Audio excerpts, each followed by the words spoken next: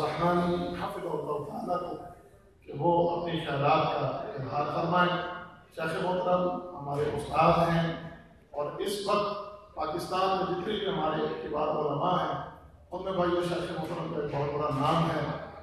بڑے بڑے علماء بھی شیخ محترم کو محدث العصر قرار دیتے ہیں، اور آج ہماری یہ خوش قسمتی ہے کہ وہ ہمارے درمیان موجود ہیں اور ہم شیخ سے انشاءاللہ مستفید ہوں گے۔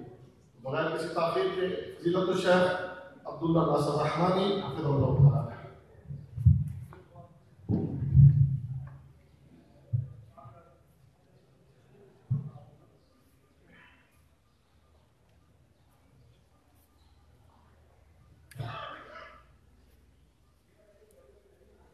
إن الحمد لله نحمده ونستعينه ونستغفره ونعوذ بالله من شرور أنفسنا ومن سيئات أعمالنا، من يهده الله فلا مضل له ومن يضلل فلا هادي له، وأشهد أن لا إله إلا الله وحده لا شريك له، وأشهد أن محمدا عبده ورسوله. يا أيها الذين آمنوا اتقوا الله حق تقاته ولا تموتن إلا وأنتم مسلمون. يا أيها الناس اتقوا ربكم الذي خلقكم من نفس واحدة وخلق منها زوجها وبث منهما رجالا كثيرا ونساء، واتقوا الله الذي تساءلون به والأرحام إن الله كان عليكم رقيبا. يا أيها الذين آمنوا اتقوا الله وقولوا قولا سديدا يصلح لكم أعمالكم ويغفر لكم ذنوبكم، ومن يطع الله ورسوله فقد فاز فوزا عظيما. أما بعد فإن أصدق الكلام كلام الله، وأحسن الهدي هدي محمد صلى الله عليه وسلم، وشر الأمور محدثاتها وكل محدثة بدعة وكل بدعة ضلالة وكل ضلالة في النار.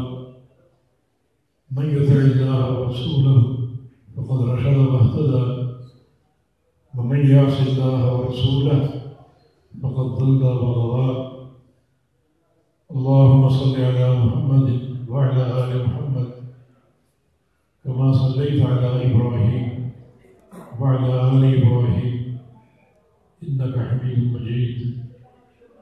اللهم بارك على محمد وعلى آل محمد كما باركت على إبراهيم وعلى آل إبراهيم إنك حميد مجيد.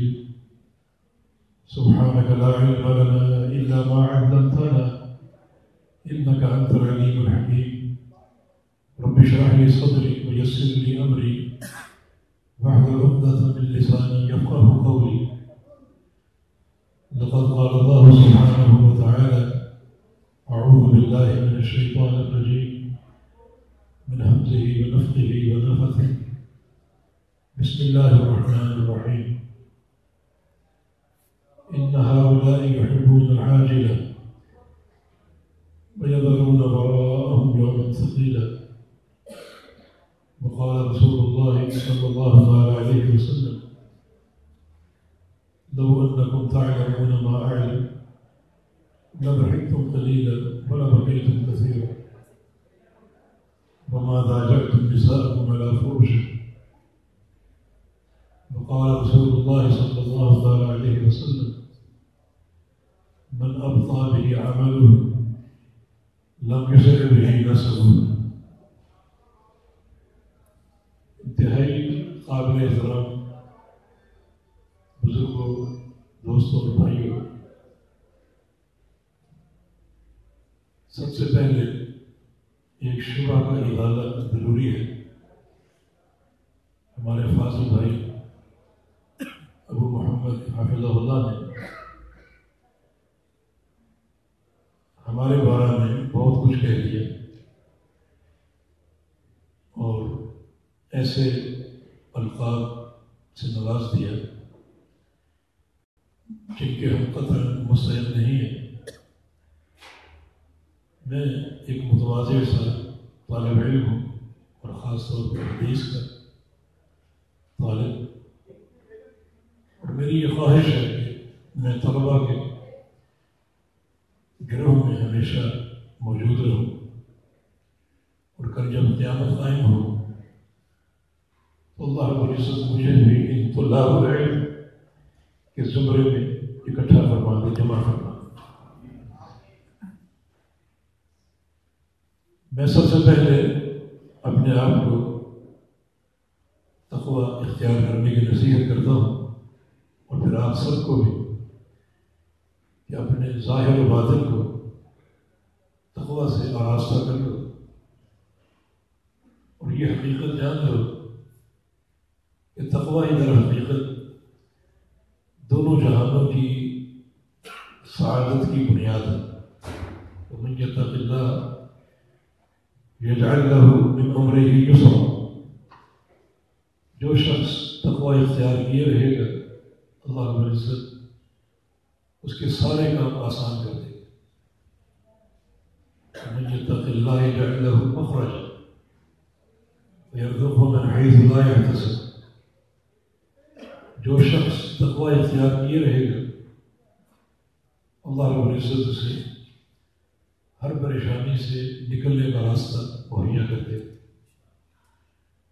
اور ایسے مقام سے روزی دے گا جہاں اس کا وہم و گمان بھی نہ ہو۔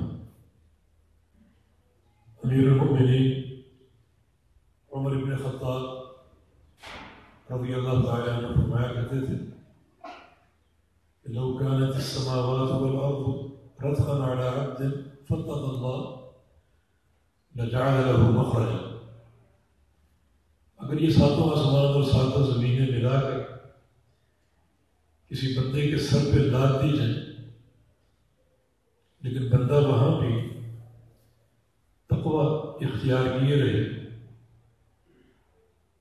اور اللہ تعالیٰ کا ڈر اپنے اندر قائم رکھے رہے، تو اللہ تعالیٰ اپنے وعدے کے مطابق ساتوں آسمانوں اور زمینوں کو پھاڑ کر اسے نکلنے کا راستہ عطا فرما دے گا۔ اور تقویٰ ہی در حقیقت اخروی سعادت کی بنیاد ہے۔ اعدت للمتقین، جنت متقین کے لیے ہے، بالعاقبۃ للتقویٰ، اور بہترین انجام کار تقویٰ کے لیے ہے۔ وَلِمَنْ خَافَ مَقَامَ رَبِّهِ جَنَّتَانِ فَبِأَيِّ آلَاءِ رَبِّكُمَا تُكَذِّبَانِ، جس شخص کے دل میں مقام رب کا خوف آ جائے، مقام رب کا کہ وہ اللہ ہمارا خالق اور مالک ہے، وہی ہمارا رازق ہے، اسی نے پیدا کر کے دنیا میں بھیجا، اسی کے امر سے ایک دن موت آئے گی اور لوٹ کر اسی کے پاس جانا ہے، اور کل جب قیامت قائم ہوگی تو اس نے ایک ایک بندے کو سامنے کھڑا کر کے حساب و کتاب لینا ہے۔ یہ مقام رب ہے، جو اس کے بارے میں سوچتا رہے اور پھر یہ خوف اپنے اندر پیدا کر لے اور اس خوف کے تقاضوں کو پورا کرتے ہوئے نیک عمل شروع کر دے، تو اللہ رب العزت نے ایسے انسان کے لیے جنت میں 2 باغ تیار کر رکھے، بلکہ آگے فرمایا کہ وہ من دونہما جنتان، ان 2 باغات کے علاوہ 2 باغ اور بھی، 4 باغات تیار ہیں، منتظر ہیں اس بندے کے جس بندے کے دل میں مقام رب کا خوف آئے۔ اس خوف کی عملی مثال صحیح ابن حبان میں ایک روایت ہے، رسول کریم صلی اللہ علیہ وسلم کے ساتھ صحابہ بیٹھے ہوئے تھے، اور ان میں اکثر وہ صحابہ تھے جنہوں نے حبشہ کی طرف ہجرت کی تھی۔ جو اسلام کی پہلی ہجرت ہے مکہ سے حبشہ کی طرف، تو آپ نے ایک سوال کیا کہ حبشہ میں کسی نے اگر کوئی عجیب واقعہ دیکھا ہو تو ہمیں سناؤ۔ تو جناب جعفر طیار رضی اللہ عنہ نے ایک واقعہ سنایا۔ ایک بوڑھی خاتون اپنے سر پہ ایک کٹھری اٹھائی جا رہی تھی۔ ایک حبشی اوباش نوجوان گھوڑے پر سوار پاس سے گزرا، اس سے ایک شرارت سمجھی، اس نے اس بڑھیا کو دھکا دے دی اور وہ گر گئی اور اس کا سامان بکھر گیا۔ وہ اپنا سامان چن رہی تھی اور ساتھ ساتھ اس نوجوان سے کہہ رہی تھی جو کہ ٹھٹھے لگا رہا تھا، ہنس رہا تھا کہ کیف بک یا حذر اذا وضعنا الکرسی وجمعنا الاولین والآخرین، کیا بدماش آج تو مجھے بھی اذیت دے کر چلا گیا ہے، کل کیسے چھوٹے گا جب اللہ تعالیٰ کرسی انصاف پر آئے گا اور سارے اولین و آخرین کے سامنے تیرا اور میرا یہ معاملہ پیش ہو۔ حدیث میں آتا ہے کہ رسول کریم صلی اللہ علیہ وسلم اس واقعے کو سن کر رو پڑے اور جیسے موتیوں کی لڑی توڑ دی جائے اور موتی ایک ایک کر کے گرتے ہیں، اس طرح حبیب کبریا محمد رسول اللہ صلی اللہ علیہ وسلم کی آنکھوں سے موتیوں کی طرح شفاف آنسو گر رہے تھے۔ اور یہ مقام رب کا خوف، اللہ تعالیٰ کی عدالت میں پیشی،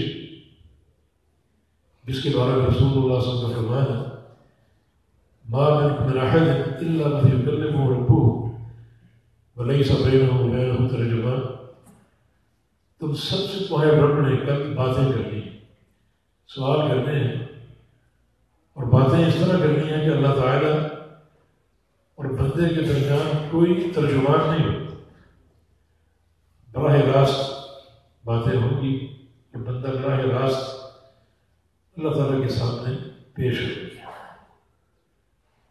اس ذوالجلال والاکرام کی عظمت اور اس کی ہیبت اور اس کے سامنے کھڑا ہونے کا تصور بڑا ہی روح افزا ہے، اور اس کے بارے میں سوچتے رہنا اور پھر یہ خوف اپنے اندر اپنا لینا اور قائم کر لینا، یہ در حقیقت مقام رب کا خوف ہے۔ بندہ یہ سوچے کہ اس ذات باری تعالیٰ کا کیسے سامنا کروں گا جس کی عظمت اور ہیبت کا عالم یہ ہے کہ جس کرسی کے اللہ رب العزت اپنے دو قدم رکھتا ہے، اس کرسی کے مقابلے میں ساتوں آسمان اور ساتوں زمینیں ایسی ہیں جیسے ایک تشت میں 7 درہم پڑے ہیں۔ وہ کرسی موضع القدم الرحمن، عبداللہ بن عباس کی تفسیر ہے کہ رحمان کے 2 قدم رکھنے کی جگہ ہے، اور اس کی کرسی کی عظمت و حیبت ہے تو یہ اتنے بڑے آسمان اس کرسی کے مقابلے میں ایسے ہوں گے جیسے 7 درہم جو ہے وہ ایک تشت میں بڑے ٹرے میں پڑے ہوئے۔ پھر اس سے 500 سال اوپر کی مسافت اللہ تعالیٰ کا عرش ہے، اور عرش کے مقابلے میں کرسی اس طرح ہے جیسے چٹیل میدان میں ایک چھلا رکھا ہوا لوہے کا۔ اس عرش پہ اللہ تعالیٰ مستوی ہے، اس اللہ نے قیامت کے دن بلانا ہے تنہا تنہا اور سامنے کھڑا کر کے حساب دینا ہے۔ ينظر إلى أيمن منه فلا يرى إلا ما قدم ينظر إلى أشأم منه فلا يرى إلا ما قدم ينظر إلى ما بين يديه فلا يرى إلا نار جهنم۔ اس وقت حساب و کتاب کے لیے آنے والا اپنے دائیں طرف جھانکے گا، کوئی حمایتی، کوئی مددگار، دنیا میں بڑا وسیع میرا حلقہ تھا، کوئی ساتھی تو ساتھ ہو لیکن کوئی ساتھ نہ ہوگا سوائے اپنے اعمال۔ بائیں طرف دیکھے گا، بائیں طرف بھی کوئی ساتھ نہ ہوگا سوائے اپنے اعمال۔ سامنے دیکھے گا، سامنے جہنم کی آگ شعلے بھڑکا رہی ہوگی اور چنگاریاں پھینک رہی ہو. یہ اللہ رب العزت کی عدالت کا منظر ہے جو کہ بڑا ہی ہیبت ناک ہے. اس لیے ہمیں قدم قدم پر اللہ تعالیٰ کی رحمت کے سہارے کا احتیاج ہے. امام الانبیاء دعا کیا کرتے تھے رحمتک ارجو فلا تکلنی الی نفسی طرفۃ عین، کہ یا اللہ تیری رحمت کے سہارے کا امیدوار ہوں اور میری زندگی میں ایک پل ایسا نہ ہے کہ تو مجھے اپنی رحمت سے دور کر کے مجھے میری ذات کے سپرد کر. ہمیشہ رحمت کا سہارا عطا فرمائے رکھنا. امام الانبیاء محمد رسول اللہ صلی اللہ علیہ وسلم جب رات کو سونے کے لیے بستر پہ جاتے تو آپ بہت سی دعائیں پڑھتے. ان میں سے ایک دعا یہ بھی تھی بسمک اللہم وضعت جنبی وبک ارفعہ اللہم ان امسکت نفسی فرحمها وان ارسلتها فاحفظها بما تحفظ به عبادك الصالحین. یا اللہ تیرے نام کے ساتھ اپنا پہلو جسم بستر پہ رکھ رہا ہوں اور صبح تیرے نام کے ساتھ ہی اٹھاؤں گا. تیری توفیق سے لیٹوں گا اور تیری توفیق سے اٹھوں گا. الہ العالمین جب نیند آ جائے گی یہ روح تیرے پاس چلی جائے گی. ان امسکت نفسی، اگر تم نے یہ فیصلہ فرما لیا ہے یہ روح اپنے پاس ہی رکھ لو واپس نہیں لوٹاؤ تو فرحمھا، پھر اس پر رحم فرما، پھر میں تیری رحمت کا محتاج ہوں. وإن ارسلتھا، اگر تم نے اس کو واپس لوٹانے کا فیصلہ فرمایا ہے تو فاحفظھا، پھر اس کی حفاظت کر بما تحفظ به عبادك الصالحین، جیسے تو اپنے نیک بندوں کی حفاظت کرتا ہے. یعنی جب بندہ اس دار فانی سے کوچ کرتا ہے تو اور زیادہ اللہ تعالیٰ کی رحمت کے سہارے کا محتاج ہوتا ہے. رسول اللہ صلی اللہ علیہ وسلم بعد وقت جنازے میں یہ دعا مانگا کرتے تھے، میت سامنے پڑی ہوتی تھی اللہم عبدک وابن امتک احتاج الی رحمتک وانت غنی عن عذابی. یا اللہ تیرا یہ بندہ ہے جو فوت ہو چکا اور تیری ایک بندی کا بیٹا ہے. یا اللہ اس وقت یہ تیری رحمت کا محتاج ہے اور تو اس کو عذاب دے کر کیا کرے گا. یہ آپ کے الحاق کا عالم ہے. اس کی رحمت کا سہارا یہ میرا عزت بہت بڑا ایک موجب سعادت. ورنہ کل قیامت کے روز اللہ رب العزت کے سامنے کھڑا ہونے کا تصور جو ہے بڑا وہ ایک روح فرسا، بڑا ہیبت ناک ہے، جس کی ایک تیاری کر کے ہمیں آگے بڑھنا چاہیے. تبھی صحابہ کرام بعض اوقات ایک سوال کرتے ہیں، خاص طور پہ بعض عربیوں کا یہ سوال تو کثرت ملتا ہے، متی الساعۃ یا رسول اللہ، یا رسول اللہ صلی اللہ علیہ وسلم قیامت کب آئے گی بتا دیجیے تاکہ ہم اس وقت کے آنے سے پہلے خوب تیاری کریں. نبی علیہ السلام کے بہت سے جواب منقول ہیں. ایک حدیث میں یہ جواب صحیح بخاری کی وما اعددت لها، تم یہ بتاؤ کہ تم نے تیاری کیا کی. تمہاری سوچ کا محور یہ نہ ہو کہ قیامت کب آئے گی. وہ آئے گی اور لا محالہ آئے گی اور اچانک آئے گی. تمہاری سوچ کا محور یہ ہو کہ تم نے تیاری کیا کی. تیاری کے بارے میں سوچو اور تیاری کے تعلق سے سارے امور دین اسلام نے واضح کر دیے. ہم کوشش کریں گے یہ 2 نشستوں میں ان کو پورا کر لیں انشاءاللہ اللہ کی توفیق سے. اور ایک عربی نے سوال کیا متی الساعۃ، قیامت کب آئے گی. رسول اللہ صلی اللہ علیہ وسلم نے ایک عجیب جواب دیا. سامنے ایک بچہ بیٹھا ہوا تھا، نوعمر بالکل 5 سال کا 7 سال کا. فرمایا کہ یہ بچہ بوڑھا ہو کر فوت ہوگا اور اس کے فوت ہونے تک قیامت آ جائے گی. یہ بچہ بوڑھا ہو کر فوت ہوگا اور اس کے فوت ہونے تک قیامت آ جائے گی. یہ آپ کا جواب. اس جواب کا کیا معنی؟ اللہ کے بندو یہ بھی قیامت ہے، قیامت صغریٰ کہتے ہیں.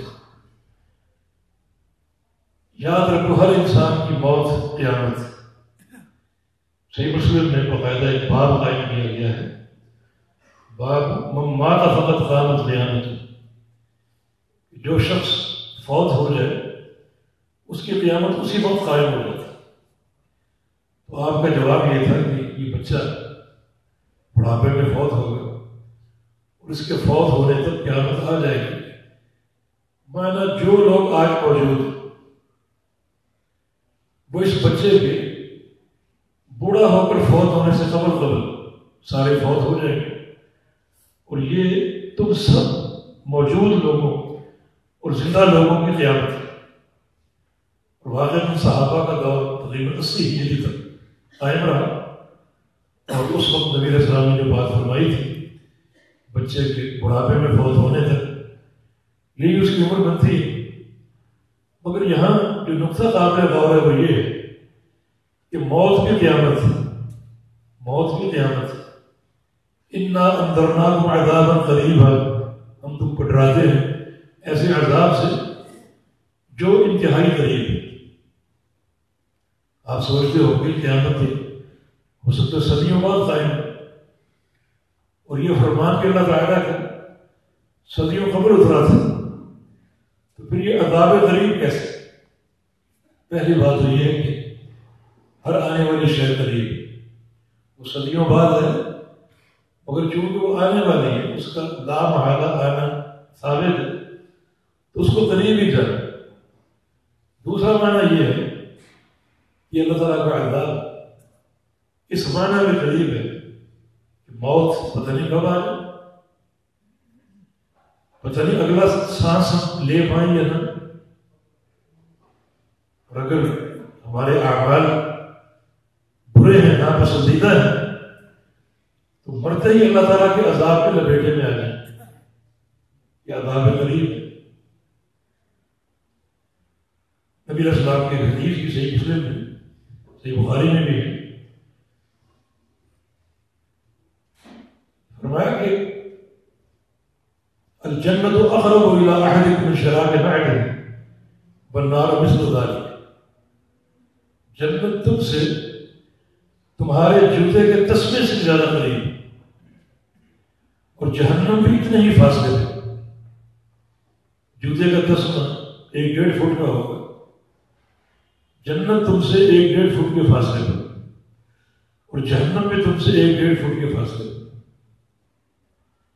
یہ عذاب کا قریب ہونا باعتبار زمانہ بھی ہے اور باعتبار مکان بھی ہے. باعتبار زمانہ اس لیے کہ جس طرح موت آئے گی اسی وقت قیامت قائم ہو جائے گی، اور بندہ اگر ناپسندیدہ اعمال کا مرتکب ہے تو پھر اس کے لیے اس کا عذاب انتہائی قریب ہو.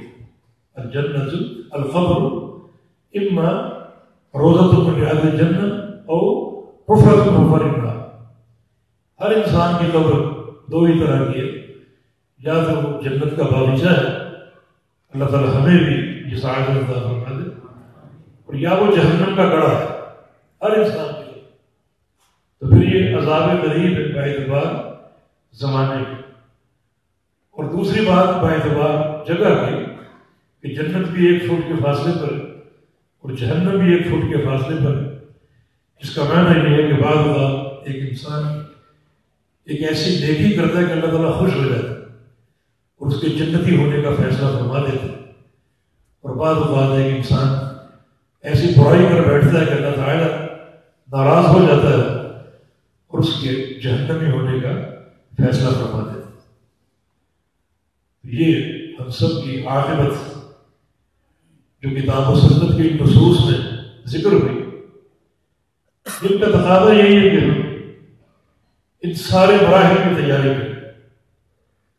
اللہ تعالیٰ کی عدالت کا منظر آپ نے دیکھ لیا ہے، اس کی عظمت اور ہیبت کا عالم آپ نے سن لیا ہے، وہ اپنے عرش پر مستوی ہوگا. وہ عرش جس کے سامنے کرسی ایک لوہے کے چھلے کے مانند ہے، اور وہ کرسی جس کے مقابلے میں ساتوں آسمان 7 چوندیوں یا 7 درہموں کے برابر ہے. وہ ذات اتنی عظیم ہوگی، اتنی وہ عظمت کی مالک ہے. اس لیے اس کی عظمت کا ذکر بھی گاہے بگاہے کرتے رہو، بلکہ کثرت سے کرتے رہو، تاکہ اس کی عظمت جو ہے ہمارے لیے رحمت کا باعث ہے. صحیح بخاری کی آخری حدیث ہے، رسول اللہ صلی اللہ علیہ وسلم فرمایا کلمتان حبیبتان الی الرحمن ثقیلتان فی المیزان خفیفتان علی اللسان خفیفتان علی اللسان ثقیلتان فی المیزان. سبحان اللہ بحمدہ سبحان اللہ العظیم. یہ 2 کلمے جو اللہ کو بڑے پیارے ہیں، زبان پر ہلکے ہیں، اور کل جب قیامت قائم ہوگی اللہ کا میزان قائم ہوگا اور ترازو میں نیکی اور گناہوں کو تولا جائے گا. یہ 2 کلمے نیکیوں کے پلڑے کو بھاری کر دیں گے، بڑے یہ بوجھل ہو بڑے بھاری کر دیں گے. وہ 2 کلمے کیا ہیں؟ سبحان اللہ بحمدہ سبحان اللہ العظیم. کہ اللہ پاک ہے جو کہ عظیم بڑا ہے، اس کی عظمت کا ذکر. اور اس لفظ عظیم پر، صفت عظیم پر صحیح بخاری کا اختتام ہوا ہے. ہو سکتا ہے امام بخاری رحمۃ اللہ علیہ تعالیٰ نے یہ کام لیا اور یہ توفیق ان کو دی کہ ایک ایسی حدیث پر کتاب کا خاتمہ کرے جس کا آخری لفظ جو ہے وہ عظیم ہے. اور یہ ذکر بندے کرتے رہیں تاکہ اس کی عظمت کا سوچتے رہیں، اس کی عظمت کا تصور اپنے دلوں میں قائم رکھیں، اور اس کی ہیبت سے ڈرتے رہیں تاکہ اللہ رب العزت کی رحمت اور اس کی محبت اور پیار کے مستحق بن سکے. یہ اس کی عدالت کا منظر ہے. دائیں بائیں سے اعمال ہوں گے، نیکی اور گناہ، سامنے اللہ رب العزت اور پیچھے جہنم کی آگ، اور اللہ تعالیٰ حساب لے گا. اور حساب کس طرح لے گا؟ فرمایا کہ نہیں یزول قدم ابن آدم یوم القیامہ حتی یسأل عن 5. کسی بندے کے قدم اللہ تعالیٰ کی عدالت سے ایک بال کے برابر نہیں سرک سکیں گے جب تک 5 سوالوں کے جواب نہ دے دیں. عن حیاتہ فیما امضى وعن شبابہ فیما ابلى وعن مالہ من أين اکتسب وفیما انفق وعن عملہ فیما علم او کما قال صلی اللہ علیہ وسلم. ایک زندگی کے بارے میں، پوری زندگی یہ کہاں گزاری، ایک ایک لمحے کا، ایک ایک لحظے کا حساب، سفر کا، حضر کا، رات کا، دن کا، ایک ایک لحظے کا حساب. وعن شبابہ فیما ابلى. اور خاص طور پہ پھر دوسرا سوال جو زندگی کے ایک مرحلے کے تعلق سے ہے، اور وہ جوانی کا مرحلہ. جوانی کہاں پوشیدہ کی، جوانی کے دن کہاں گزارے، جوانی کی راتیں کہاں بسر کر کے آئے ہو، جوانی کی خلوت ہے، جوانی کی جلوت ہے، کیا کرتے رہے ہو جوانی میں. پھر ان لمحات کا حساب. اگر یہ جوانی بے راہی پہ گزرے تو معاملہ بہت ہی مشکل ہو، اور اگر اللہ اس کے رسول کی اطاعت میں گزرے تو معاملہ بہت ہی آسان ہوگا. سبعۃ یظلھم اللہ فی ظلہ یوم لا ظل الا ظلہ. 7 قسم کے خوش نصیب انسان جن کو اللہ رب العزت قیامت کے روز میدان محشر میں اپنے سائے میں لے گے. ان میں سے ایک خوش نصیب کون ہے؟ بشاب نشہ کے عبادت ربی. وہ نوجوان ہے جو نوعمری سے، بچپن سے، نوجوانی سے اللہ تعالیٰ کی عبادت میں متوجہ ہو، اللہ اور اس کے رسول کی اطاعت میں مستعد اور کمر بستہ ہو گئے. مسجد میں آنا جانا، علماء کی صحبت، علماء کے پاس بیٹھنا، ان سے علمی سوال کرنا، عقیدہ سیکھنا، منہج سیکھنا. اور اپنی عبادت کا طریقہ معلوم کرنا، یہ اس کا شوق بن جائے تو اللہ اس نوجوان کو قیامت کے دن اپنے سائے میں دے، جہاں بعض اوقات ممکن ہے بڑے بڑے بوڑھے نیکی اور گناہوں کو شمار کرنے میں لگے ہوں، لیکن یہ نوجوان اللہ تعالیٰ کے عرش کے سائے میں ہوگا، کیونکہ اس نے عالم شباب ہی سے اللہ تعالیٰ کی عبادت شروع کر دی، بڑھاپے کا انتظار نہیں کیا، یہ نہیں سوچا کہ ریٹائر ہوں گا تو پھر مسجد کا رخ کروں گا، بلکہ جوانی ہی سے مسجد میں جانا شروع کر دیا، اللہ اور اس کے رسول کی اطاعت شروع کر دی، دین صحیح سیکھنے میں شوق اور ذوق اس کے اندر پیدا ہو گیا۔ بڑا خوش نصیب یہ نوجوان ہے جس کی جوانی اطاعت میں گزری، اللہ تعالیٰ اسے اپنا سایہ عطا فرما دے گا۔ اور بڑا یہ میدان ہے معاشر کا، یہ دورانیہ جو ہے جو ایک دن دنیا کے 50,000 سال کے برابر ہو، انتہائی لطافت کے ساتھ گزر جائے گا، اسے محسوس ہی نہ ہو۔ 50,000 سال کے برابر یہ دن ہے، کچھ بندوں پر یوں گزر جائے گا جیسے ظہر و عصر کا وقفہ ہوتا ہے، انہیں محسوس ہی نہیں ہو۔ یہ ٹھنڈا لذیذ سایہ اللہ تعالیٰ کی عظیم رحمت اور نعمت، انہیں اس دن کا احساس ہی نہیں۔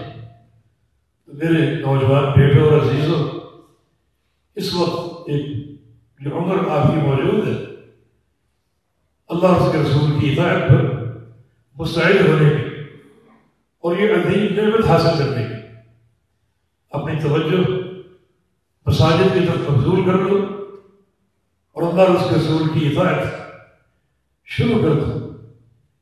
دین صحیح کے فہم کا ذوق اپنے اندر پیدا کرو، اور یہ اہم ترین نقطہ یاد رکھو کہ دین صحیح کی فہم کی اساس جو ہے وہ علماء کرام، جن کو رسول اللہ علیہ وسلم نے اپنا وارث قرار دیے، العلماء ورثۃ الانبیاء، علماء جو ہے وہ انبیاء کے وارث ہیں، اور یہ طبقہ ایک مخصوص طبقہ ہے، خطباء نہیں، مثقفین نہیں، یا محض ایک گورنمنٹ کی ڈگری لے کر لیکچرار نہیں، صرف علماء انبیاء کے وارث ہیں۔ ان علماء کو پہچانا اور ان کی صحبت میں بیٹھنا، جن کا طلب علم آپ کے سامنے معروف ہو، جن کی سند آپ کو معلوم ہو، جن کی سند محمد رسول اللہ صلی اللہ علیہ وسلم تک پہنچتی ہو، اور وہ اس طرح ایک اس سلسلہ عالیہ کے ساتھ علم سے منسلک رہا ہو، علم کی خدمت کر رہا ہو، ان کو پہچانا، ان سے طلب علم کرو، تو پھر یہ آپ کی زندگی بڑا ایک قابل فخر سرمایہ ہوگی اور قابل فخر ایک اثاثہ ہوگا۔ یہ تیاری ابن قیم رحمہ اللہ نے جو اللہ تعالیٰ کے سامنے کھڑا ہوتا ہے، اس کھڑا ہونے پر ایک نقطہ ذکر کیا ہے اور ایک تیاری کا خلاصہ ہمارے سامنے رکھا ہے، ایک تبہیر رکھی ہمارے سامنے کہ اللہ تعالیٰ کے سامنے حاضری کی تیاری ایک تصور اپنے اندر اجاگر کر اپنی کتاب الفوائد میں لکھتے ہیں کہ ہناک وقوف ہے، بندے کا کھڑا ہونا دو موقعوں پر ہے اللہ کے لیے، اللہ تعالیٰ کے لیے کھڑا ہونا دو موقعوں پر ہے، ایک وقوف دنیا میں، دوسرا وقوف قیامت میں۔ ایک قیام دنیا میں، دوسرا قیام قیامت کے دن۔ دنیا کا قیام جو ہے وہ نماز کے اندر، وقوفہ فی الصلاۃ، بندہ نماز میں قیام کرتا ہے، اور یہ نماز کا قیام نماز کا رکن، اور قیامت کا وقوف اللہ تعالیٰ کے سامنے کھڑا ہونا حساب و کتاب کی، اللہ تعالیٰ کے سامنے کھڑا ہونا یہ دو موقعوں پر ہے، ایک دنیا میں نماز کے اندر، دوسرا قیامت کے دن حساب و کتاب کے لیے۔ فرماتا ہے کہ احسن وقوفک فی الصلاۃ یحسن اللہ وقوفک یوم القیامہ، تو آج پوری توجہ کے ساتھ اپنی نماز کے قیام کو درست کر لے اور سنوار لے، اللہ تعالیٰ کا قیامت کے دن تو یہ اپنے سامنے کھڑا کرے گا، اس کھڑے ہونے کو سنوار دے، اللہ اس کھڑے ہونے کی اصلاح کر دے گا، اور تیرا کھڑا ہونا اللہ رب العزت جو ہے وہ باعث قبولیت قرار دے گا اور تیری فلاح کا فیصلہ جاری کر دے گا۔ پر شرط یہ ہے کہ تو اپنے دنیا کے قیام کو سنبھال۔ یہ تمہید ہے، دنیا کے قیام کے سنبھالنے کا معنی اعمال صالحہ پر توجہ۔ دنیا کے قیام میں اس وقت بہت لوگوں کی توجہ نہیں، نماز میں کھڑا ہونے کا علم نہیں، پاؤں سیدھے ہو، دائیں طرف ہو، بائیں طرف ہو، کوئی پرواہ نہیں۔ حالانکہ اللہ کے بندو، نماز میں داخل ہونے سے قبل اپنے پاؤں کو دیکھنا ضروری ہے، کیونکہ رسول اللہ صلی اللہ علیہ وسلم نے اپنے صحابی کو مسیح الصلاۃ، جسے نماز پڑھی اور کوئی غلطی کر دی تھی، اور آپ نے فرمایا تھا کہ ارجع فصلی فإنک لم تصلی، جاؤ دوبارہ نماز پڑھو، تمہاری یہ نماز نہیں ہوئی۔ اس نے پھر آپ سے تقاضا کرنے سکھا دی، رسول اللہ صلی اللہ علیہ وسلم سے پھر نماز سکھائی، اور آپ نے اس موقع پر فرمایا تھا کہ ثم استقبل باطرافک القبلہ، کہ اپنی پاؤں کی انگلیوں کے ساتھ قبلہ رخ ہو، یعنی جس طرح چہرے کا قبلے کی طرف سیدھا ہونا ضروری ہے، اس طرح جو پاؤں کی انگلیاں ہیں ان کا بھی قبلے کی طرف سیدھا ہونا ضروری ہے۔ ہم یہ خیال کرتے ہیں، دھیان دیتے ہیں، احسن وقوفک فی الصلاۃ، اپنی نماز کے قیام کو سنبھال لو، نبی علیہ السلام کی سنتوں کو اس قیام پر نافذ کرو۔ اکیلے کھڑے ہو تو کھڑے ہونے کی کیفیت کیا ہے، جماعت پہ کھڑے ہو تو جماعت پہ کھڑے ہونے کی کیفیت کیا ہے، کس طرح مل کے کھڑے ہونا ہے، کس طرح ایک نمازی کے ساتھ چپک کر کھڑے ہونا ہے، جو پیارے پیغمبر کی تعلیم ہے۔ انس بن مالک کا قول ہے کہ كنا نلزق الاقدام بالاقدام والمناكب بالمناكب فی عہد رسول اللہ صلی اللہ علیہ وسلم، ہم تو رسول اللہ صلی اللہ علیہ وسلم کے دور میں قدموں سے قدم اور کندھوں سے کندھے چپکا کے کھڑے ہوتے تھے۔ یہ کون سی فضا ہے کھڑے ہونے کی کہ دو نمازیوں کے بیچ میں 4 انگلیوں کا فاصلہ ضروری ہے؟ یہ فاصلہ کہاں سے آئے گا؟ یہ فاصلہ اس قیام کو خراب کرنے کا، اس قیام کے فساد کا وجہ، کیونکہ ساتھ ملنا یہ اللہ کے پیارے پیغمبر کی سنت بھی ہے، تعلیم بھی ہے، اور اس کے فائدے بھی ہیں۔ کیا فائدہ؟ صرف 2 فائدے ذکر کرتا ہے۔ ایک، ساتھ مل کے کھڑا ہونا دلوں کی قدورتیں ختم کر دے گا۔ آپ کے بھائی سے آپ کو کتنی بھی ایک قدورت و نفرت ہو، اگر وہ نماز میں آپ کے ساتھ کھڑا ہے اور آپ نے قدموں سے قدم جوڑ دیا تو قدورت میں کمی ہے، آپ آزما کر دیکھیں۔ دوسری بات یہ ہے کہ آپ کی پوری نماز اللہ کا ذکر، جب بھائی کے ساتھ مل کر کھڑے ہوں گے ایک دوسرے کی اطاعت جو ہے اس کی برکت کے ساتھ ملنے کی صورت میں ایک دوسرے میں داخل ہو، جس کا ثبوت نبی علیہ السلام کا دم کرنا ہے۔ آپ دم کرتے تھے، پڑھتے تھے، اور مریض کے جسم پر ہاتھ پھیرتے تھے۔ کیوں پھیرتے تھے؟ تاکہ پڑھنے والا جو پڑھ رہا ہے اس کا جسم مریض سے ٹچ ہو، مریض سے چپکا ہو، ساتھ ملا ہو، اور یہ پڑھنے کی برکت اس ہاتھ پھیرنے کے ذریعے بھی مریض میں شرائط کرتے ہیں۔ اگر آپ دور ہوں گے تو آپ پڑھیں گے، اپنا پڑھیں گے، آپ کا پڑوسی اپنا پڑھے گا، لیکن وہ برکت حاصل نہیں ہوگی اگر آپ کے جسم ساتھ ملے ہو، کندھے ساتھ ملے ہوں، پاؤں ساتھ ملے ہوں، تو یہ پڑھنے کی برکت ہوگی کہ قرات اور اس کی برکت، آپ کی برکت اللہ تعالیٰ کی توفیق سے آپ کے ساتھی میں داخل ہوگی اور اس کی برکت آپ کے اندر داخل ہوگی۔ یہ ایک اجتماعیت کا فائدہ اور قدموں کو ملانے کا فائدہ، جس سے ہم دور اور پھر اخروی فائدہ، من بصل صفا بصلہ اللہ ومن قطع صفا قطعہ اللہ، جو شخص صف کو جوڑے گا اللہ تعالیٰ اسے اپنے ساتھ جوڑ دے گا، اور جو شخص صف کو توڑے گا اللہ اس کو توڑ کر پھینک دے گا۔ احسن وقوفک فی الصلاۃ، اپنی نماز کے وقوف کو سیدھا کر، درست کر، اللہ تعالیٰ آپ کے اخروی وقوف کو سیدھا کر دے اور سنبھال دے، اور واقعی اللہ رب العزت اپنے بندوں کے وقوف کو قیامت کے دن سنبھالے گا۔ اللہ تعالیٰ ان کی بخشش کی تدبیریں کرے. صحیح مسلم میں ایک حدیث ہے، ایک شخص کو اللہ تعالیٰ بلائے گا، آؤ حساب و کتاب کے لیے. اب آگے بڑھ، اللہ تعالیٰ کی عدالت کا منظر تصور بڑا ہے، ڈرتے ڈرتے آگے بڑھ رہا ہے. اور اللہ رب العزت فرشتوں کو سرگوشی کر کے فرماتا ہے، یہ فرمائے گا کہ اعرضوا علیہ صغار ذنوبہ وارفعوا عنہ کبارہ. یہ بندہ جو آ رہا ہے اس کے صرف چھوٹے گناہ پیش کر، بڑے گناہ اس کو اٹھا دو، چھپا دو. یہ تدبیریں ہو رہی ہیں خالق کائنات کی طرف سے.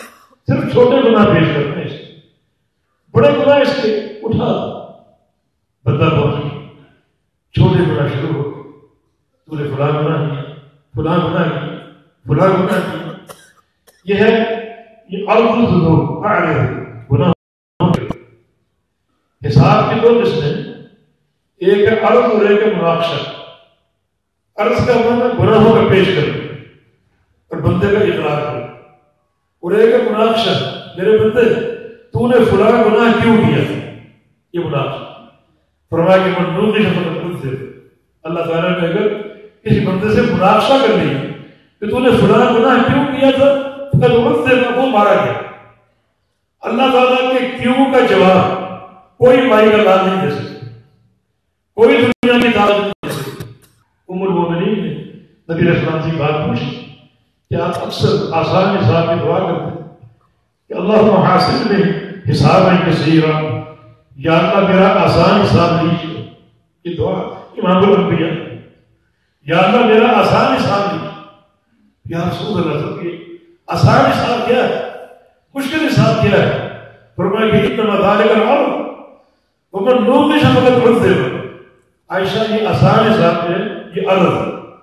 اللہ تعالیٰ صرف گناہوں کو پیش کرے گا اور بندہ اقرار کرے گا. اور آخر اللہ فرمائے گا سترتها علیک فی الدنیا غفرتها لک اليوم. میں نے دنیا میں ان گناہوں پر پردہ ڈال دیا تھا، آج انہیں کیوں رسوا کروں، سب معاف کر دوں. حدیث کے اللہ تعالیٰ بعض بندوں کا حساب لے کر پردہ کر اس کو اپنے قریب کر کے، اور سارے میدان محشر سے تمام اولین و آخرین سے اس بندے کو چھپا دے اور سرگوشیاں کر کے حساب دے. اس بندے نے کس طرح اللہ کو راضی کر دیا. بس ان اعمال کا تتبع کیجیے، اس کی رضا کے مواقع تلاش کیجیے. تو اللہ تعالیٰ فرمایا کہ اس کے صرف چھوٹے گناہ پیش کرے، بڑے گناہ اٹھا دے. چھوٹے گناہ پیش ہو رہے ہیں اور بندہ خوف سے کاٹ رہا ہے. اس وقت اس کی سوچ یہ ہوگی کہ چھوٹے گناہوں کا یہ عالم ہے کتنی باریک بینی سے پیش ہو رہے ہیں. جو گناہ کر کے وہ بھول چکا تھا وہ بھی اس کو یاد آ رہے ہیں، اور وہ ڈر رہا ہے کہ جب بڑے گناہ کھلیں گے تو میرا کیا بنے گا. جب چھوٹے گناہ پیش ہو چکے ہوں گے تو اللہ تعالیٰ فرمائے گا اجعلوها حسنات، فرشتوں ان تمام گناہوں کو نیکیاں بنا دو.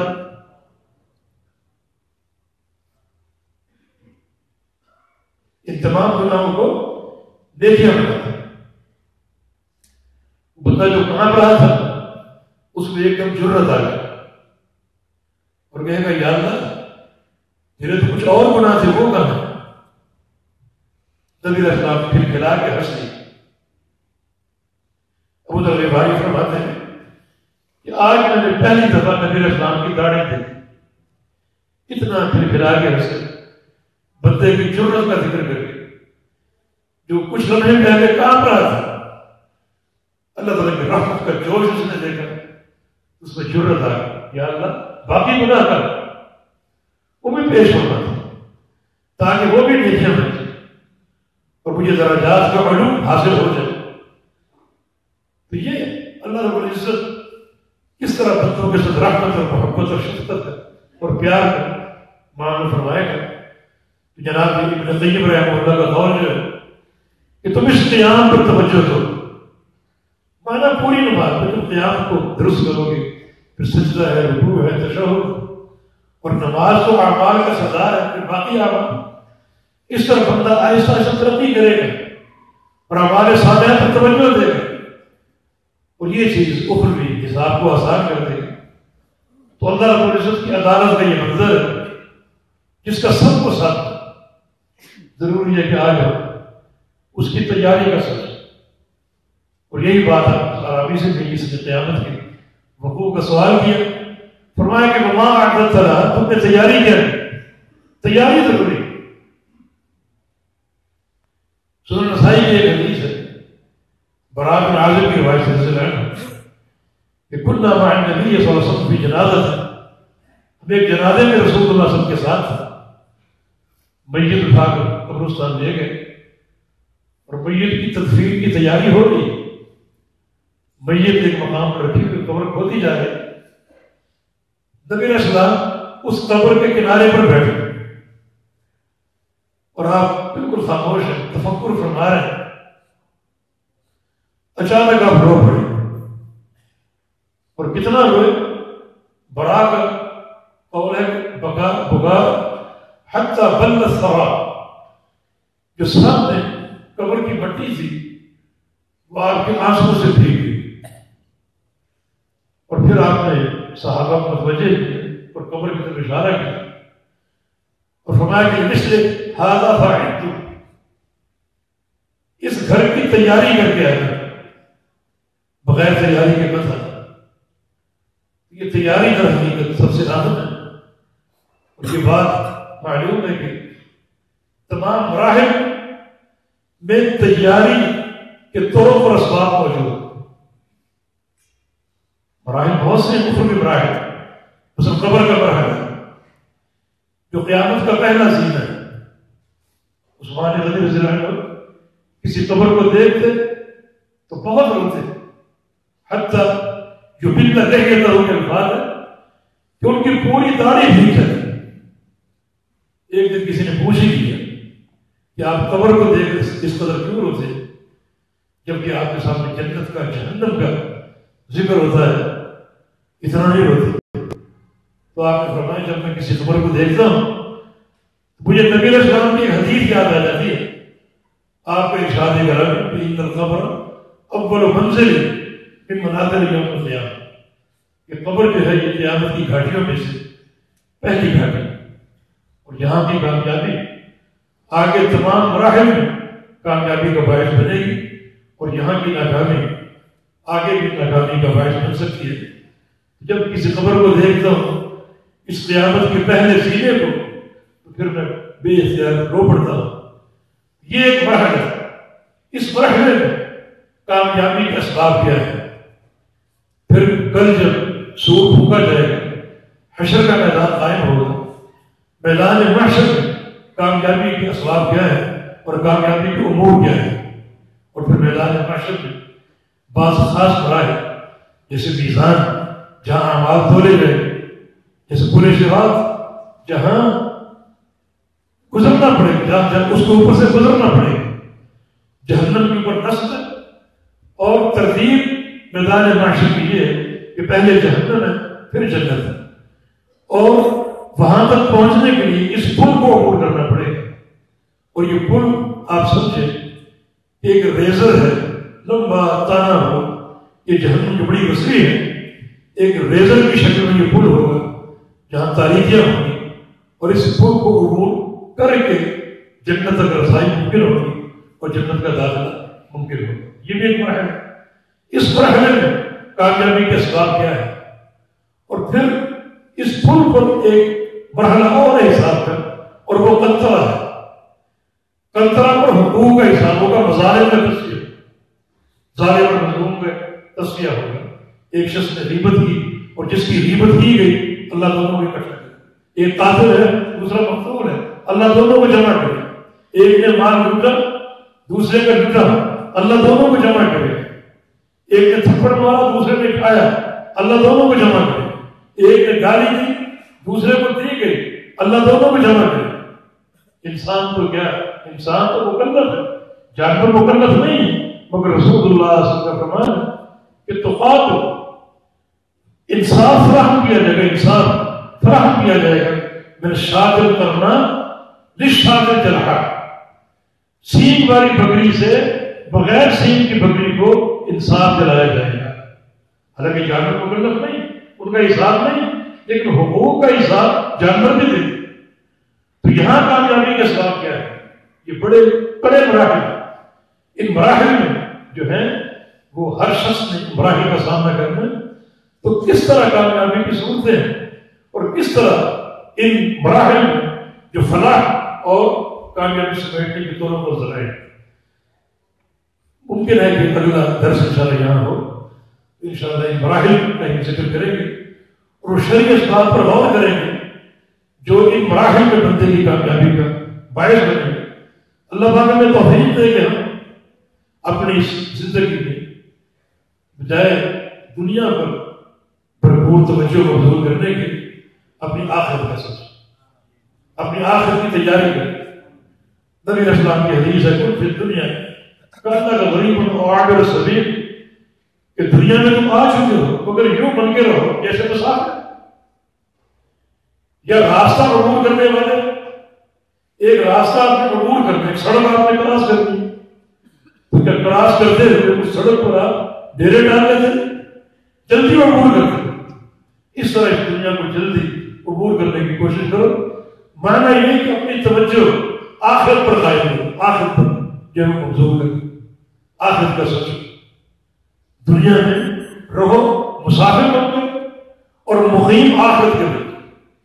جب سوچو آخرت، دنیا کی کوئی چیز دیکھو، کوئی تکلیف دیکھو تو آخرت کی تکلیف کو یاد کرو، دنیا میں کوئی نعمت دیکھو تو آخرت کے نعمتوں کو یاد کرو، اور ہمیشہ کسی یاد میں منحمل رہو اور محمد۔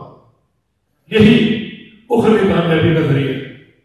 منصور ابن معتمر بہت بڑے محدث علماء تابعین سے جب ان کی موت واقع ہوئی اور ان کا جنازہ گھر سے نکالا گیا تو ان کی والدہ کی ایک چیخ لوگوں نے سنی کہ واہ قصیر جہنم، کہ ہائے جہنم کا مقتول یار، ما قتل ابنی الا خوف جہنم، میرے بیٹے کو جہنم کے خوف نے مار دیا، ہمیشہ جہنم کا خوف، ہمیشہ جہنم کا خوف، میرے بیٹے کو جہنم کے خوف نے مار دیا۔ جو ہی موقع ملے آخرت کی جائے، جنت کا ذکر، جہنم کا ذکر، اخروی مراحل کا ذکر۔ عبداللہ مبارک کے دور کے بہت بڑے محدث عبداللہ مبارک رحمہ اللہ، امام مالک کے انتہائی قوی شاگردوں میں سے، ان کے ایک معاشر کا کہنا ہے کہ ہم سوچتے تھے کہ عبداللہ مبارک کو اتنی سبقت کیوں حاصل، حدیث سے ان کا بھی تعلق ہے، ہمارا بھی تعلق، اور نمازیں روزے جس طرح وہ پڑھتے ہیں ہم بھی پڑھتے ہیں، اور ان کی اتنی نیک نامی، اتنی شہرت کہ کفار بھی ان کے معترض تھے۔ ایک یہودی اپنا گھر بیچا، اس کی قیمت مثال کے طور پر 20,000 درہم لگائی۔ ایک شخص نے مسلمان سے سودا کرنا چاہا، اسے کہا مارکیٹ تو 10,000 درہم کی، تم 20,000 درہم میں کیوں بیچ رہے؟ اس نے کہا میں 2 چیزیں بیچ رہا ہوں، ایک اپنا گھر، ایک اپنے گھر کا پڑوس، میرا پڑوسی عبداللہ بن مبارک، یہ یہودی کا کہنا ہے، میرا پڑوسی عبداللہ بن مبارک ہے اور یہ پڑوس اس گھر سے زیادہ نہیں تھی، یعنی یہودی تک ان کی صلاحیتوں کے اور نیکی کے متحد تھے۔ چنانچہ اس معاشرے کا کہنا کہ ہم سوچتے تھے اتنی شہرت ان کو کیوں حاصل، اتنی نیک نامی، ہر زبان رطب اللسان، ہر شخص رطب اللسان، ان کی تعریف۔ کہتے ایک دن مجھے اپنے سوال کا جواب دیں، ہم ایک دعوت میں تھے اور رات کا وقت تھا، تاریخی تھی، کمرے میں چراغ جل رہا تھا، اچانک چراغ بجھ گیا اور کمرے میں اندھیرا پڑ گیا۔ جو میزبان تھا صاحب خانہ، وہ چراغ اٹھا کر لے گیا اور 2-4-5 منٹ کے بعد اس کو ٹھیک کر کے لے آیا، دوبارہ روشنی ہو گئی اور میں نے عبداللہ مبارک کے چہرے کو دیکھا تو ان کا چہرہ آنسوں سے بھیگا ہوا تھا۔ یہ 5-7 منٹ کے ان لمحات میں شدت کی تاریکی میں انہیں کمرے کے اندھیرے جا رہا۔ یہ ہے مقیم آخرت۔ ایک انسان رہتا دنیا میں لیکن دنیا میں مسافر بن کر رہو، اصل مقیم آخرت۔ دنیا سے ایک واجبی تعلق ہو کمانے کا اور جناب تکسب کا، لیکن اصل جو سوچ ہے وہ آخرت کی ہو، یہ کامیابی کا سبب ہے۔ جناب محمد رسول اللہ صلی اللہ علیہ وسلم آپ کو دنیا کی بڑی پیشکش ہے۔ اللہ تعالیٰ نے فرمایا اگر آپ چاہو یہ سارے پہاڑ سونے کے بنے اور یہ سارے کنکر ہیرے جواہرات بن جائیں، آپ کا جواب کیا تیار تھا؟ مجھے یہ بات نہیں چاہیے، میری چاہت یہ ہے کہ ایک دن پیٹ بھر کے کھانا کھاؤ، دوسرے دن فاقہ کرو، ایک دن کھاؤ ایک دن فاقہ کرو، ایک دن کھاؤ ایک دن فاقہ کرو۔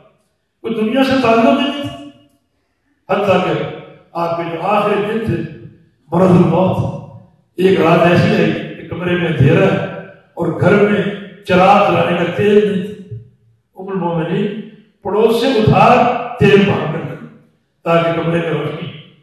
یہ پیارے پیغمبر کی بڑی شخصیت۔ ایک بار مہمان آ گئے، آپ بڑے مہمان نواز ہیں، اللہ کا تقریب کرے، آپ بڑے مہمان نواز ہیں، لیکن مہمان نواز کے لیے اس کی مہمان نوازی کے لیے گھر میں کچھ نہیں، 9 کے 9 گھر پچھوایا، کچھ بھی نہ تھا۔ یہ آپ کے فضل کا ہے، اصل توجہ آخرت کی طرف۔ آپ بڑا پریشان، پھر آپ من کے ذائقے رسول اللہ کے رسول کے مہمان کو کون اپنے گھر لے کر جائے گا؟ ایک انصاری صحابی تیار ہو گئے اور وہ مہمان کو ساتھ لے گئے، گھر لے کے اپنی اہلیہ کو پکارا کہ گھر میں دیکھو کیا برکتیں ہوئی ہیں، اللہ کے پیغمبر کو مہمان۔ اہلیہ خوش تو ہوئی مگر ساتھ ہی پریشان ہو گئی کہ نہیں سبھی بھائی تھے اللہ قوت الصبیان، کہ گھر میں بھی کچھ بھی نہیں ہے سوائے بچوں کے تھوڑے سے کھانے، تھوڑا سا کھانا پڑا ہوگا کہ بچوں نے رات کو کھانا ہے۔ صحابی نے کہا کہ کوئی بات نہیں، بچوں کو پہلا کر سلا دو، اس کے بعد اگلی ترتیب دیں گے۔ بچوں کو سلا دیا، گھر ہنڈیا ایک خالی چولہے پہ چڑھا کے بچے انتظار میں سو گئے، ابھی کھانا تیار ہوگا، کوئی نہیں جائے۔ کھانا جب تیار ہوا تو مہمان کے سامنے رکھا گیا۔ آداب میزبانی کا تقاضا یہ ہے کہ مہمان کے ساتھ بیٹھ کر کھایا جائے، لیکن اگر ساتھ بیٹھ کر کھاتے تو کھانا اتنا کم تھا کہ دونوں میں سے کوئی سیر نہ ہوتا۔ چنانچہ چراغ کو ٹھیک کرنے کے بہانے بجھا دیا اور مہمان اب کھانا کھا رہے ہیں، دے رہے ہیں، ساتھ یہ بھی کھا رہے، مگر بھوک اور فاقے کے باوجود خالی ہاتھ چلا رہا ہے اور مہمان کھا رہا ہے۔ صحیح بخاری کے حدیث کے الفاظ فباتا طاغیین علی فراشہما، دونوں میاں بیوی نے رات گزاری اپنے بستر پر بھوک کے مارے، کروٹیں بدلتے ہوئے رات گزاری، اور پھر فجر سے خبر لی تہجد کے لیے مسجد تشریف لے گئے۔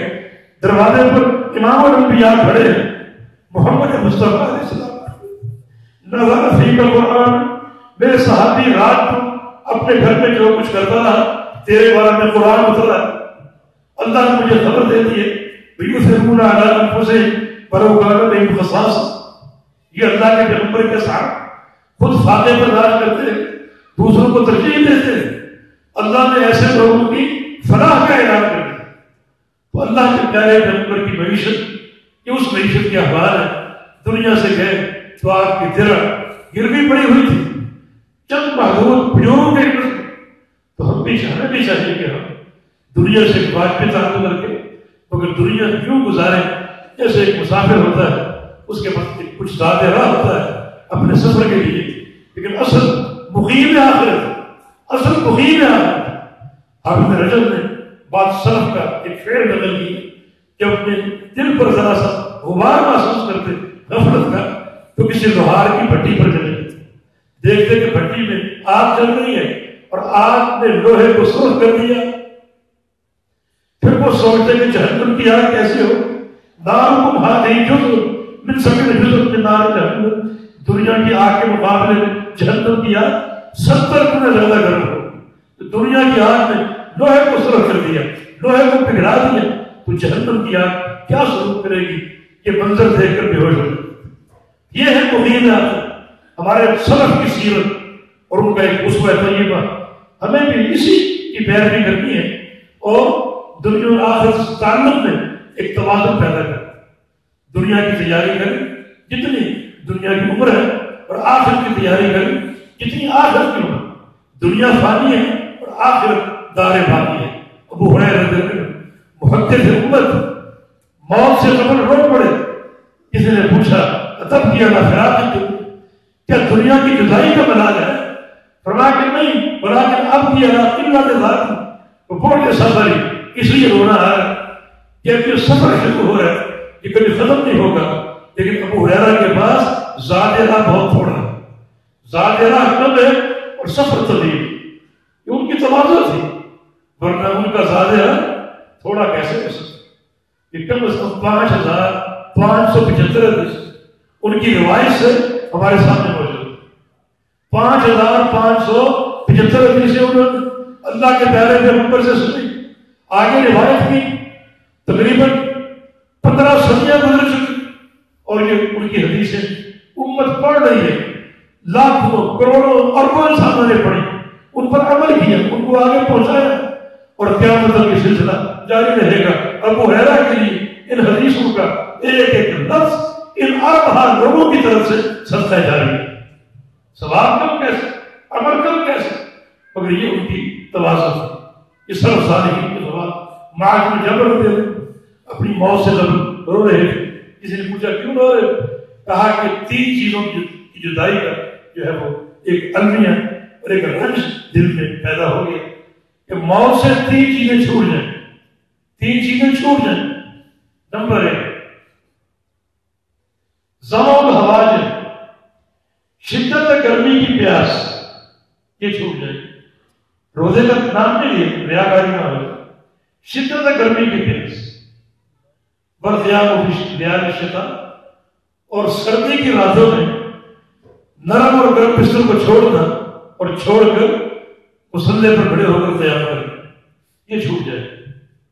اور تیسری چیز جو ہے علماء کی مجالس، علماء کے دروس، علماء کے حلقات، ہم بھی دروس میں شرکت کیا کریں تاکہ تزکیہ اور تصفیہ ہوتا رہے، اصلاح احوال ہوتا رہے، عمل کا ایک ذوق و شوق پیدا ہو۔ اللہ تعالیٰ سے اصلاح کے رب العزت ہمارے دلوں میں آخرت کا خوف پیدا کرے، دنیا سے تعلق ہو مگر وہی اتنا تعلق جو ہمارے لیے کامیابی کا باعث ہو، نقصان کا باعث ہو، ہمارے لیے بوجھ نہ ہو بلکہ باعث رحمت ہو۔ اللہ تعالیٰ ہمیں توحید خالص عطا فرما دے، اللہ رب العزت اپنے پیارے پیغمبر کی سنت پر عمل کرنے کی توفیق عطا فرما دے۔ اللہ رب العزت ہمارے باطن کو نور توحید سے مرتب فرما دے، ہمارے ظاہر کو اللہ کے اپنے پیارے پیغمبر کی سنت کی محبت سے مرتب فرما دے۔ اللہ تعالیٰ جب تک زندگی ہے ایمان پر قائم کر کے، جب موت آئے زبان پر اشہد ان لا الہ الا اللہ ہو، اور یہ دل جو ہے توحید پر پوری طرح موکل ہو، مطمئن ہو، راضی ہو، اور پوری طرح اللہ کے رسول کی محبت سے بھرا ہو۔ اقول قولی ھذا واستغفر اللہ لی ولکم وآخر دعوانا ان الحمد للہ رب العالمین۔ السلام علیکم۔ اگر کسی بھائی کا کوئی سوال ہو تو وہ سوال کر سکتا ہے۔ شیخ صاحب، ہم لوگ جو ہے آپ جو فرمائے کہ بیان جو صرف اللہ کے لیے ہے، ٹھیک ہے، جو دنیا میں ہے اور آخر، لیکن ہم لوگ کو یاد نہیں آتا تو اس کے احترام میں اٹھ کے کھڑے ہو جاتے ہیں۔ الحمدللہ، بھائی کا سوال یہ ہے کہ قیام اللہ رب العزت کے لیے ہے، بعض وقت مہمان آتا ہے تو اس کے لیے کھڑے ہو جاتے ہیں۔ یہ مہمان کی تکریم ہے، اور آپ کا کھڑا ہونا جو ہے اس کا ظاہر یہ ثابت کر رہا ہو کہ یہ مہمان کی عبادت نہیں کر رہے بلکہ صرف اس کی تکریم کر رہے ہیں، نمبر 1۔ اور نمبر 2، کھڑا ہونا کسی مبالغے کے ساتھ ہونا۔ مثلا ایک مثال دیتا ہوں، ایک جگہ ایک حلقہ قائم تھا، اور ایک ان کے مولوی صاحب تھے جو آئے تو سب کھڑے ہو گئے، ملے ٹھیک یہاں تک ٹھیک، اب وہ کھانے کے لیے آئے تو ہاتھ دھونے گئے، جب مجلس میں دوبارہ آئے پھر سب کھڑے ہو گئے، جب اٹھے تو پھر سب کھڑے ہو گئے۔ یہ کھڑا ہونا یہ ایک مبالغہ جو کہ منافی ہے ایک شرعی مقصد کے اور عقیدے کے۔ یہ آپ کا کھڑا ہونا صرف یہ ظاہر کر رہا ہو کہ آپ مہمان کے استقبال کے لیے کھڑے ہوئے ہیں، نہ کہ کوئی ایسی عظمت جو ایک عبادت کے زمرے میں داخل ہو جائے.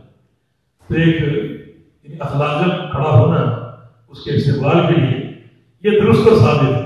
اللہ کے پیارے پیغمبر صلی اللہ علیہ وسلم جب سعد بن معاذ بنو قریظہ کے فیصلے سے لوٹے تو آپ مطلب قوموا الی سیدکم، اپنے سردار کا کھڑے ہو کر استقبال کرو.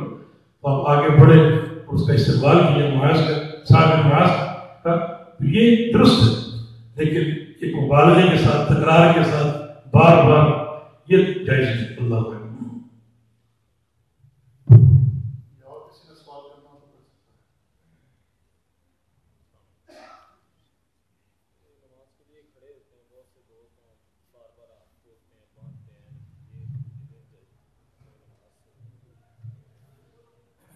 الحمدللہ. یہ سوال بھی بڑا اچھا سوال ہے کہ بعض لوگ کھڑے ہوتے ہیں نماز کے لیے اور بار بار ہاتھوں کو کھولنا، چھوڑنا، رومال درست کرنا، کپڑے درست کرنا. یہ بھی جو ایک ادب ہے اللہ پر عزت کا اور جو نماز کی جو ایک تعلیم ہے اس کی روح ہے، اس کے منافی ہے. اور یہ چیز خشیت کے منافی ہے. والذین الذین فی صلاتہم خاشعون. نماز کی خشیت اور خشوع جو ہے یہ ایک مطلوب ہے. اور یہ اتنی حرکات بار بار انجام دینا یہ شرعی مقاصد کے خلاف ہے. تو اس سے گریز کرنی چاہیے. ایک رقت قلبی جو ہے وہ قائم ہونی چاہیے. اور پھر ساتھ ساتھ اس نماز کے ادب کا اہتمام ہونا چاہیے. اور اس اہتمام کے ساتھ نماز کی ادائیگی ہو اور ہاتھ سنت کے مطابق باندھے جائیں سینے پر، کیونکہ اللہ کے پیارے پیغمبر کی سنت سینے پر ہاتھ باندھنا ہے. صحیح بخاری روایت کی اشارات میں موجود ہے، صحیح ابن خزیمہ میں موجود ہے، مسند احمد میں موجود ہے. یہ بھی نماز کے قیام میں ایک ادب ہے اور زینت ہے. اللہ عنہ. کیسی حدیث ہے کہ جس میں بیماری میں اونٹ کا دودھ اور پیشاب ملا کر پینے کا حکم دیا گیا اور اس کی حکمت کیا ہے؟ یہ ایک مخصوص بیماری ہے اور وہ پیٹ کی بیماری، پیٹ کا نفخ یا پیٹ کا درد ہو جاتا ہے. یہ نہیں کہ آپ کے سر میں درد ہو آپ اونٹ کا پیشاب یا پینا شروع کر دیں. اس کا تعلق پیٹ کے امراض سے ہے. نبی علیہ السلام کے دور میں ایک قصہ پیش آیا تھا، طویل ہے. تو آپ نے جو لوگ بیمار ہو گئے تھے اور ان کو پیٹ کا مرض لاحق ہو گیا تھا انہیں اپنی زمینوں پر بھیجا. فرمایا کہ اشربوا من البانھا وابوالھا، کہ وہاں جا کر تمہارے چرواہوں سے کہو کہ اونٹنی کا دودھ آپ کو دیں اور اس میں پیشاب شامل کر کے دیں، وہ آپ پیے. جا کر انہیں پیے تو وہ ان کا مرض دور ہو گیا. بلکہ سمجھنا ان کی بڑے خوبصورت ہے. یہ ایک طویل قصہ رہا. اور پہلی بات یہ کہ پیشاب پاک ہے. ہر وہ جانور جو معقود اللحم ہے، جس کا گوشت کھانا حلال ہے، اس کا پیشاب بھی پاک ہے. دوسری بات یہ کہ یہ پیشاب جو ہے اس کی ایک مقدار شامل کی جاتی ہے. یہ معنی نہیں کہ ایک جگ اگر دودھ کا ہے تو جگ ہی بھر کے آپ پیشاب بھی شامل کریں. ایک جب ڈھونڈیں تو اس سے جو شفا جو ہے وہ حاصل ہو جائے گی. اور آج تک کے مجرب کہ مکہ مکرمہ میں ہم کئی دفعہ زمینوں پر گئے مستفید ہو رہے.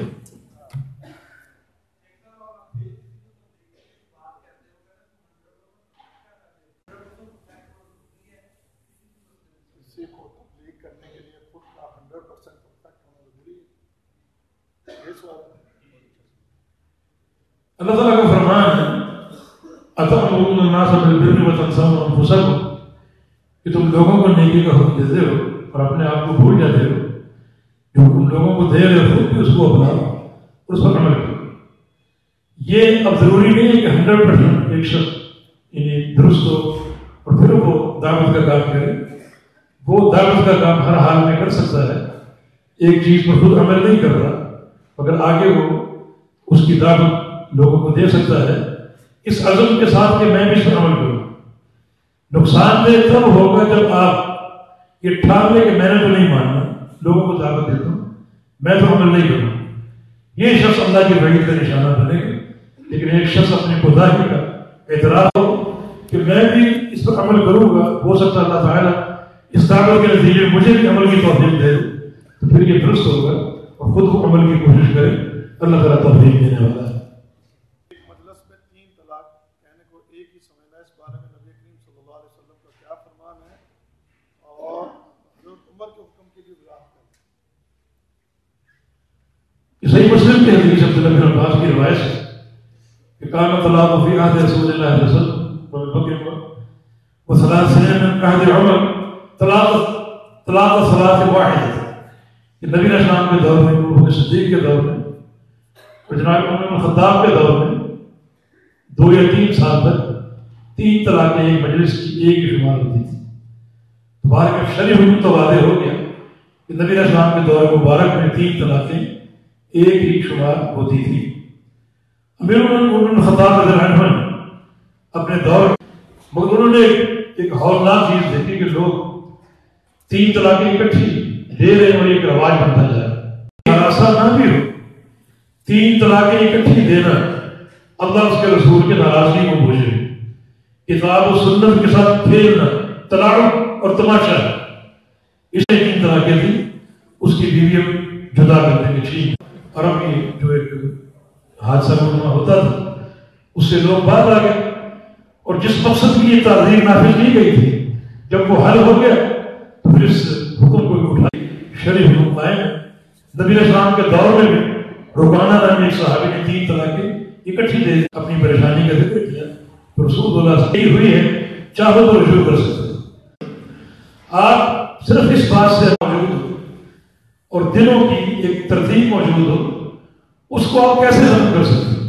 مثال کے طور پہ 5 نمازوں کا نظام الاوقات، وہ نمازیں اسی وقت میں ادا ہو، اپنا وقت، عصر کا اپنا وقت۔ اگر آپ صبح کو اٹھیں اور یہ سوچیں کہ آج میں مصروف ہوں گا، فجر بھی پڑھ لوں، ظہر بھی، عصر بھی، مغرب بھی، عشاء بھی، تو آپ ہو جائے کہ وقت پر ادا کی، مگر ظہر، عصر، مغرب، عشاء فارغ ہوں تو میں حج کروں تو ادا نہیں ہوگا۔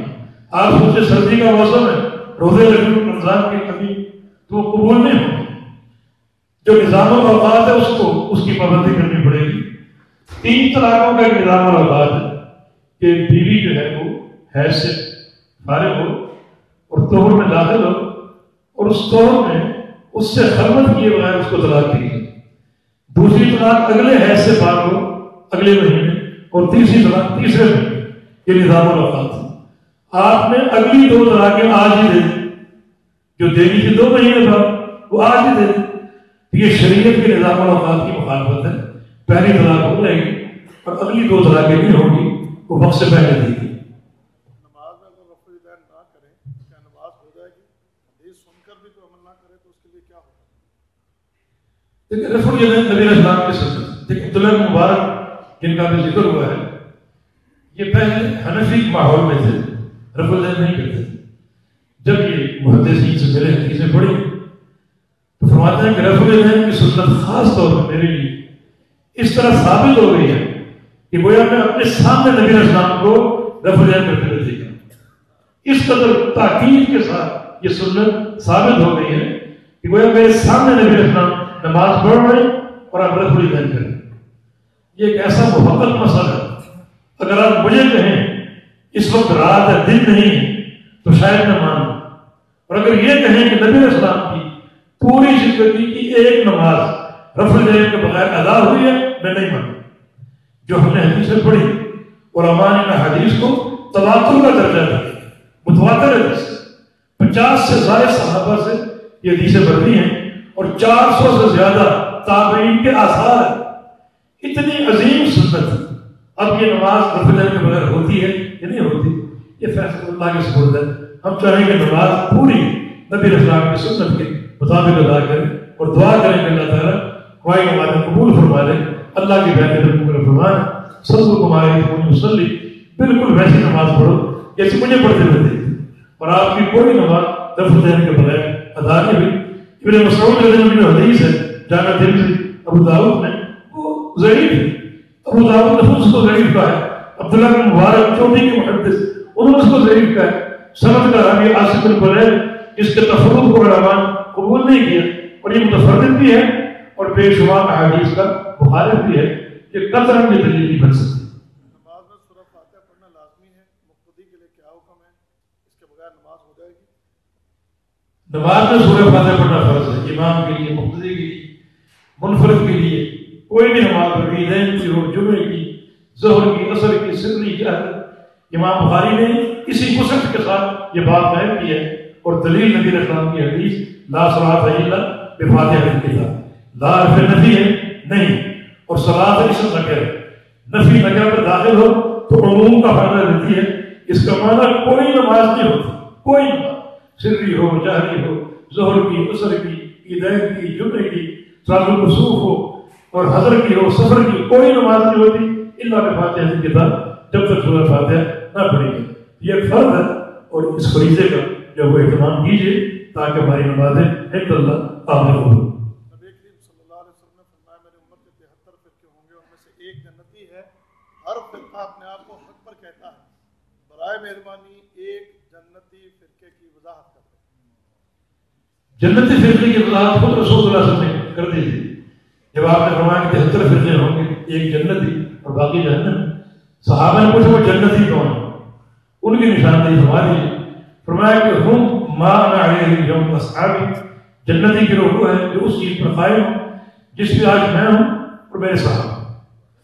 یہ کلام میں فصل ہے، ایک فیصلہ کن چیز کہ جنتی کون ہے. وہ ہے جو اس چیز پر قائم ہو جس چیز پر رسول اللہ صلی اللہ علیہ وسلم تھے اور صحابہ کرام تھے.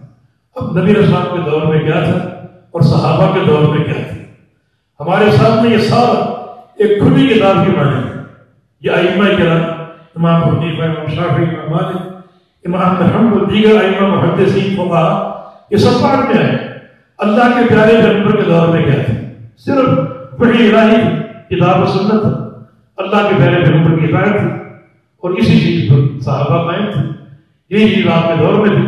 فرمایا کہ جو چیز میرے دور میں ہے، جس چیز پر میں قائم ہوں، میرے صحابہ قائم ہیں، جو اس چیز پر قائم ہے، وہ آج کا باشندہ ہو یا آج کے 100 سال بعد ہے، 1000 سال بعد ہے، قیامت کی آخری دیواروں میں ہے، لیکن وہ اس چیز پر قائم ہو جائے جس پر میں میرے صحابہ ہیں، وہ جنتی گروہ ہے، باقی سارے جنتی ہیں.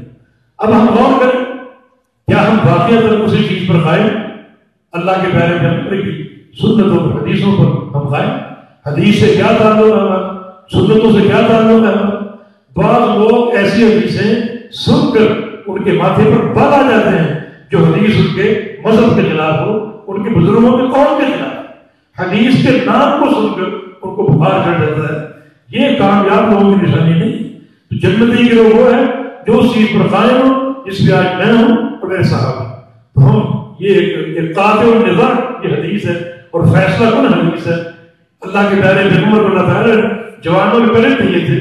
آپ نے ایک چھوٹے سے جملے میں جنت کا اہل حق کا پورا منہج اور عقیدہ واضح کر دیا. اللہ تعالیٰ ہمیں اس پر چلنے کی توفیق عطا فرمائے.